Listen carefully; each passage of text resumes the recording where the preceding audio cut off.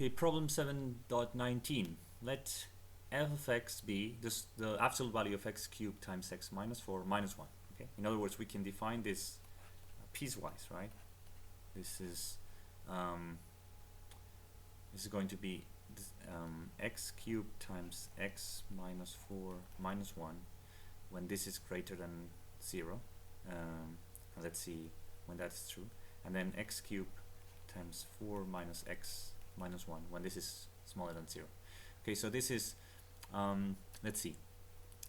If x is positive, right, then this is positive, and if this is smaller than 4, this is negative, right? So this is going to be minus this when x is between 0 and 4, and everywhere else this is going to be positive, because this is negative, this is also negative, right? Okay, so we have this. Now find where f is continuous. Well, f is continuous everywhere, because this is the sum of two functions that are continuous, because the absolute value is a continuous function, right? So this is a continuous function. You can check by computing the limits when x go to 0 and 4, but this is continuous. Where is it differentiable? Where if f is if x is between 0 and 4, f is this, and this is a polynomial, right? We can express this as x to the 4 minus 4x cubed minus 1, right? And the derivative of this is going to be 4x cubed minus 12x squared, right? When x is not in this interval, right? When x is in this interval, this is the same, but with a negative sign. So this is 12x squared minus 4x cubed, right? When x is in 0 and 4. Now the question is, what happens when x is at 0 and at 4, right? So let's use the definition, right?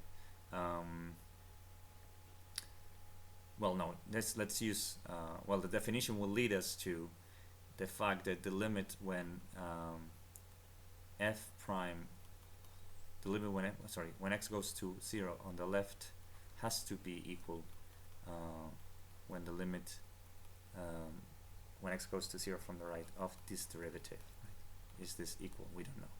So let's compute the limit when x goes to 0 on the left, and then from the left is goes from here. This limit of the derivative is going to be 0, and the limit from the right is going to be 0 as well, right?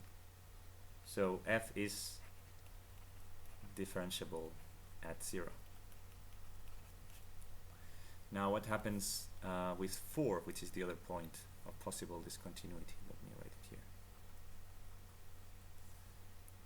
Well, 4 from the left, from the right, the limit of the derivative of f prime when x goes to 4 from the left is the limit of this. So this is 12 times 16 minus 4 times 64, right?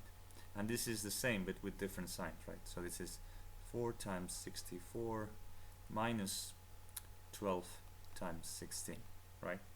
And 12 times 16 is not equal to 4 times 64, because so this is 4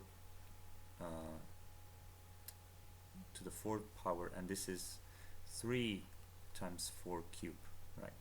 So this is not the same. So this is actually negative, and this is actually positive, right? So this not differentiable at x equals 4. Okay, so actually f is differentiable at all numbers except 4, r minus 4. Okay. Now, what are the extrema of f? Well, remember that we have first to find where the derivative is 0, but also the point where it's not differentiable. Okay, so compute the value of f at 4, right? And f at 4 is let's see, it's here, right? So this is 4 cubed, which is 64, times 0 minus 1. F at 4 is minus 1. Yeah. Okay. And everywhere else we need to find the points where the derivative is 0, right? So where is it 0? Well, we can take these points where x is not in this open interval, and we have 4x cubed minus 12x squared equals 0. So we have 4x squared, and this is x minus 3 equals 0. And there's no solution to this equation outside this interval, right? It's either, well, yes, the solution is x equals 0, sorry. Okay, so, and then in the interval we have the same equation, and the solution here in this interval is x equals 3, right? So we have to compute these possible values, see what happens. So f at 0 again is minus 1, right? Minus 1. And f at 3, if you compute it, is 26. So this is 3 cubed is 27 times 3 minus 1 minus 1, 27 minus 1, 26. Okay?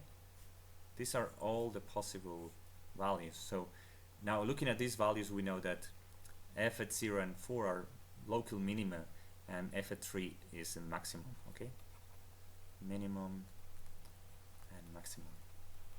Okay, another way to evaluate this is to evaluate the values of the derivatives, not for f at 4, because the function is not differentiable there, but here what's the, well, yes, we need to sorry about that, to study the values of the derivatives on the left and on the right. But here, looking just at these values, we can see that these are going to be maximum, right? But let me check. So f prime of x when x is smaller than 0, okay, close to 0 but smaller, so it's here, right? So this is going to be well, this, right? So x is negative, but x minus 3 is wait a minute, so x is negative, x is negative, but this is positive, right? And so we have 4x squared and then times x minus 3, which is negative. So this is going to be f is smaller than 0, and f of x when x is greater than 0, close to 0 but greater than 0, we have that it is positive. This is positive, and well, now, yeah, sorry, this is the derivative now. Yeah, sorry again, this is 3 minus x. 3 minus x. In this interval we have positive times positive, so this is positive, right? So we know that this is a minimum, and you can do that with the other values and check the same thing, right? And now finally prove that f at 0 has a unique solution in 0, 1. Okay, so we can use Bolzano's theorem first to try what happens at f1 and f0. At 0 we know that the value is minus 1. At 1 this is 1 times 1 minus 3, 3 minus 1, this is 2. Okay, so this is negative, this is positive. The function is continuous. Bolzano's theorem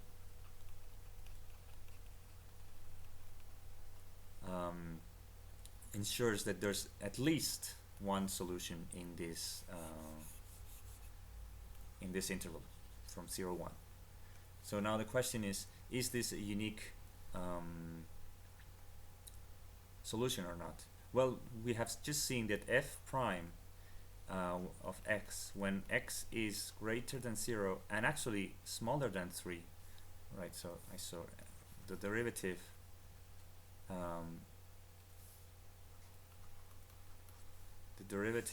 we can express like this, right? This is the derivative when x is greater than 0 and closer to 0, right, in this interval. Then we have that this derivative is greater than 0 until it gets to 3, right? So f prime is greater than 0 in this interval 0, 1, which means, let me erase this, that the function is monotonically increasing in this interval, and so it goes from -1 to 2 without stopping. And so applying both results, this corollary of the mean value theorem and Bolzano's theorem, we can say that the function f has a unique solution in this interval.